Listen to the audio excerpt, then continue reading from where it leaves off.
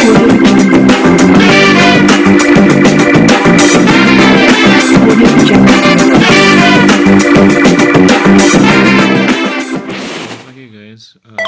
yang tidak kenal dengan proses sidang dari teman jagat dunia maya dan juga dunia media baik digital maupun elektronik dihadapkan dengan putusan hakim yang banyak beberapa kalangan melihatnya tidak objektif, bahkan cenderung bernuansa politis. Namun akhirnya diberikan hukuman 4,5 tahun dari tuduhan kasus korupsi impor gula.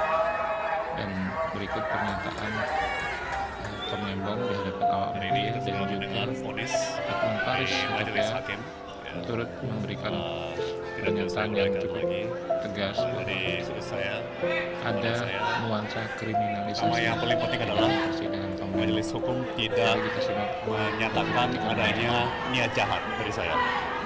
Tidak ada yang namanya mens rea. Itu saya kira paling penting. Dan dari awal bahkan dari saat dakwaan sampai tuntutan sampai putusan majelis tidak pernah menyatakan ada niat jahat, tidak pernah ada mens rea. Yang mereka vonis adalah tuduhan bahwa saya melanggar aturan. Satu. Atau dua, yang sedikit, bukan sedikit, ya lebih dari sedikit janggal atau aneh bagi saya sih ya majelis mengesampingkan wewenang saya sebagai Menteri Perdagangan. Ya. Saya kira undang-undang, peraturan pemerintah, semua ketentuan yang terkait sangat jelas memberikan mandat kepada Menteri Perdagangan untuk mengatur tata kelola termasuk perdagangan perniagaan bahan pokok barang penting. Ya. Dan tadi saya lihat, saya catat secara teliti cermat, kiranya majelis mengabaikan bahwa saya sebenarnya punya wewenang tersebut. Dan juga dengan demikian majelis mengabaikan hampir semua fakta persidangan, terutama keterangan saksi dan ahli, bahwa memang yang berwenang adalah Menteri Teknis, bukan Menko, bukan juga rakor para menteri sebagai sebuah forum koordinasi, tapi tanggung jawab wewenang untuk mengatur sektor teknis tetap melekat kepada Menteri Teknis. Jadi tidak ada undang-undang yang mengatakan selebihnya soal pertanian diatur lebih lanjut melalui peraturan Menko. Selalu akan bilang akan diatur lebih lanjut oleh Menteri Pertanian dan peraturan Menteri Pertanian. Tidak ada yang undang-undang yang mengatakan akan diatur lebih lanjut oleh peraturan Menko. Lalu akan bilang akan diatur lebih lanjut oleh peraturan Menteri Perindustrian misalnya. Jadi itu kejanggalan yang cukup besar bagi saya. Ya. Majelis mengabaikan mandat undang-undang wewenang yang melekat kepada Menteri Teknis, bukan kepada forum rakor, apalagi kepada Menko, Menteri Koordinator. Namanya aja Menteri Koordinator, ya, bukan Menteri Perindustrian, Menteri Pertanian, Perdagangan dan lain-lain. Ya, mungkin ketiga, saya menyesalkan bahwa kalau saya lihat vonisnya majelis itu kembali lagi seperti copy paste, ya, copas dari tuntutan penuntut.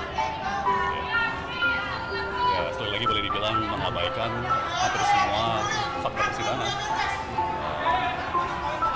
terutama keterangan para saksi dan ahli. Pak Tom akan mengajukan banding? Tentunya peraturan memberikan kami sebagai terdakwa 7 hari memutuskan apakah langkah berikut daripada kami dan nasihat hukum kami. Jadi mohon berikan saya dengan tim hukum saya yang sangat-sangat saya banggakan, luar biasa, dengan segala tantangan, kesulitan, kejanggalan yang terjadi bisa sampai titik ini. Saya sangat-sangat bangga atas prestasi di sini, ya. Ini pertanyaan nih. Ini kata Menteri Pertanian dalam rapat koordinasi ini. Apabila pemerintah mengimpor gula dalam bentuk raw sugar, gula mentah, maka akan jauh lebih bermanfaat bagi industri gula di Indonesia. Ya, ini pernyataan di rapat. Sedangkan sekarang dituduh kenapa lu impor gula mentah. Ini ada jelas-jelas nih. Jadi Menteri Pertanian. Dakwaan tidak mendasar. Ya, tidak kawan dikatakan sebaliknya. Kenapa lu impor gula mentah? Harusnya gula jadi. Ini kata justru sangat bermanfaat. Yang kedua, di sini disebutkan perlu segera mengimpor 200.000 ton. Ya kan? Ya di sini disebutkan kenapa lu impor 200.000 ton. Jadi dakwaan itu bertentangan dengan Rakontas, rapat koordinasi ini. Ada 13 lebih pejabat, termasuk perindustrian, perdagangan, bahkan dalam negeri, hampir semua ada di sini. Mungkin bisa dijelasin, Bang. Mungkin bisa dikasih. Mana anak buah saya? kamera. Buah saya kemana sih? Nah, oke, apa jelasin? Nggak, mungkin ini bisa Jadi gini. ke kamera. Oke. Ke kamera nggak? Jadi gini, yang menjadi pertanyaan adalah dalam pasal 8 keputusan Menteri Perdagangan nomor 117 untuk impor gula itu harus ada rekomendasi Menteri Perindustrian. Itu tersendiri, ya. Itu dalam keadaan normal, ya. Jadi dalam perizinannya itu disebutkan bahwa izin impor diberikan sesuai dengan rekomendasi Menteri Perindustrian. Itu keadaan normal.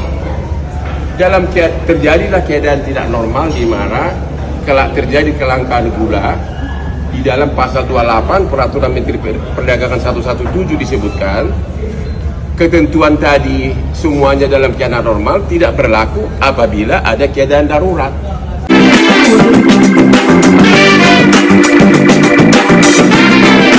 Audio Jungle.